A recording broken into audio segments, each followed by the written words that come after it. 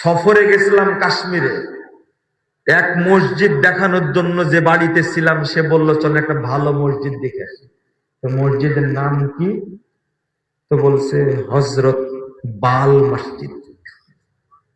বুঝতে পারলেন কথা? কি মসজিদ? হযরত বাল মসজিদ। বাউল না কিন্তু বাল। বাউল পরে বলছে, একটু পরে বলতে থামে বলবো। বাউলকেই যদি না সাইজ করে আজকে তাহলে কেমন হবে? এর 12টা বাজাতেই হবে আজকে ইনশাআল্লাহ।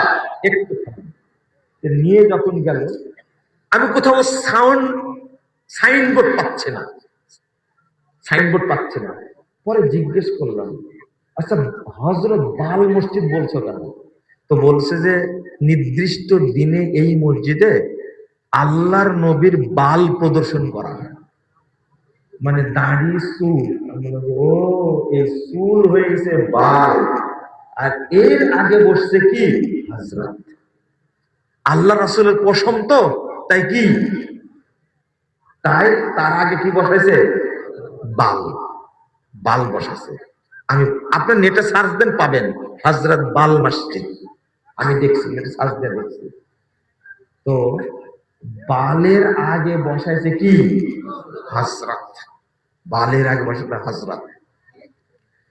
বাংলাদেশের অবস্থাটা এত খারাপ, কোরআনের আয়াত চেঞ্জ করতে করতে করতে করতে করতে ওই বাল পর্যায়ে নিয়ে আসা হয়েছে।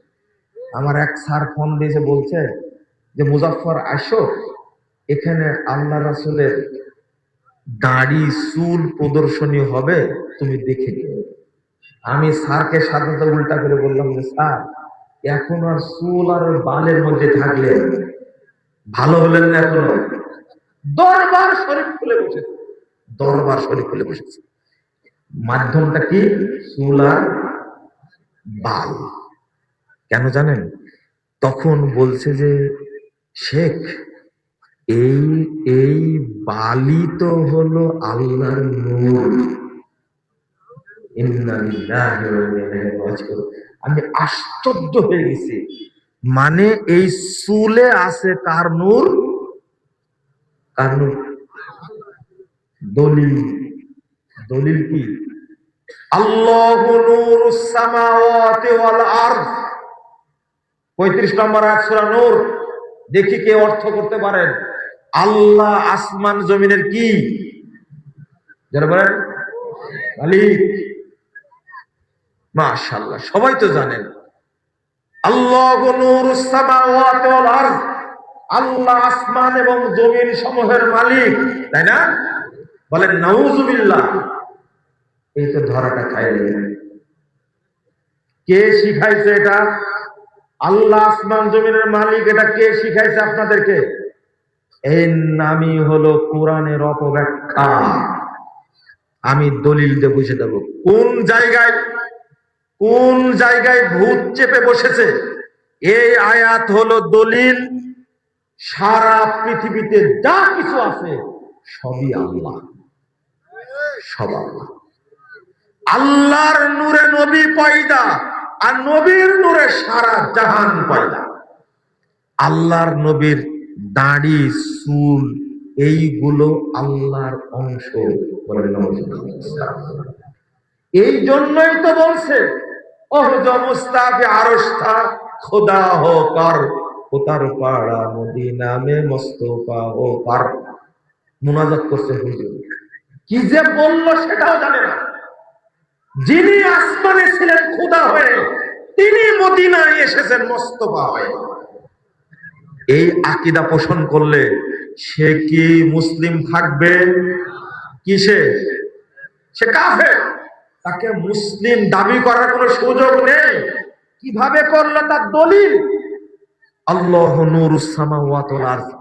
আগে ছিল সব শরীফ, মাজার শরীফ, দরগা শরীফ, মক্কা শরীফ, মদিনা শরীফ, হাদিস শরীফ, কোরআন শরীফ।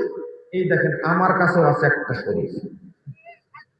আমি আপনাদের বলি, শরীফ যে কোরআনে লেখা আছে, সারা বাংলাদেশে যারা প্রকৃত মুসলিম তাদেরকে বলবো, এই শরীফ আলা কোরআন আপনারা ঘরে রাখবেন না। কোরআনুল কারিম হবে, কোরআনুল মাজিদ হবে। কথা কি বুঝতে পারলেন?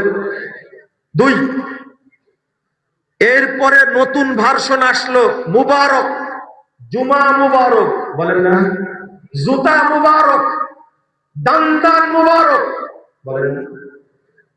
এখন নতুন ভার্সন আসছে, সব নুরানি, নুরানি মাদ্রাসা, নুরানি কোরআন শরীফ, নুরানি পাঞ্জাবি, নুরানি তসবি, নুরানি টুপি, নুরানি সুরমা, নুরানি আতর, সব নুরানি। আপনি কি বুঝতে পারছেন কেন? এটার অর্থ হলো যে আল্লাহর নূরের অংশ সব কিছু। আস্তাগফিরুল্লাহ, আস্তাগফিরুল্লাহ। আল্লাহু নূরুস সামাওয়াতি ওয়াল আরদ।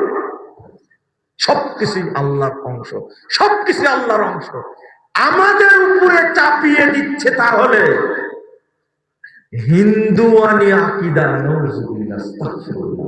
দলিল হলো কি? কোরআন। দলিল হলো কোরআনের আয়াত, আল্লাহু নূরুস সামাওয়াতি ওয়াল আরদ। কত ভয়ঙ্কর! কোরআন দ্বারাই আল্লাহকে অপমান করছে। এই আকীদার নাম হলো সুফিবাদী আকীদা। সুফিবাদী আকীদাটা 3-4টা দর্শনের আলোকে আসছে। তারই একটা অংশ হলো লালন মতবাদ, যার নাম হলো বাউল মতবাদ। আস্তাগফিরুল্লাহ। রাম রহিম করিম কালা এক আড্ডা জগৎময়। যিনি রাম তিনি রহিম, যিনি করিম তিনি কালা। আস্তাগফিরুল্লাহ, আস্তাগফিরুল্লাহ। এক আড্ডা জগৎময়। তওবা, তওবা, তওবা। আর বলে যে লালনের গান না শুনলে, লালনের গান না শুনলে আমার ঘুম আসে না। এতে শুধু কাফের হলো মুরতাদ। যে লালন নবীকে অপমান করেছে, লালন বলছে এই যে রাম রহিম করিম কালা এক আড্ডা জগৎময়। কোথায় রাম আর কোথায় রহিম এক জিনিস। রহিম কার নাম? রাম কার নাম?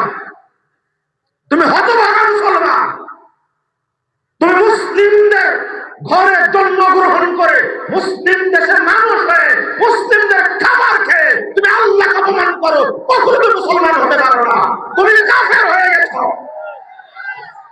বাউলের পক্ষে কথা বলো তুমি। দুইটা একই, কোনো পার্থক্য নাই। যারা বলে সবকিছুই আল্লাহ, হরির উপরে হরি, হরি শোভা পায়, হরিকে দেখিয়া হরি হরিকে লোকায়। এটা কাদের আকীদা? হিন্দুদের আকীদা না? সবকিছুই হরি। আর মুসলিমরা বলছে আকার কি নিরাকার সেই রব্বানা, আহমদ আহাদ হলে তবে যাই জানা। আহমদের নিমের ওই পর্দাটিরে উঠিয়ে দেখে মন, দেখবি সে তাই বিরাজ করে আহাদ নিরন্তর। নাউযুবিল্লাহ।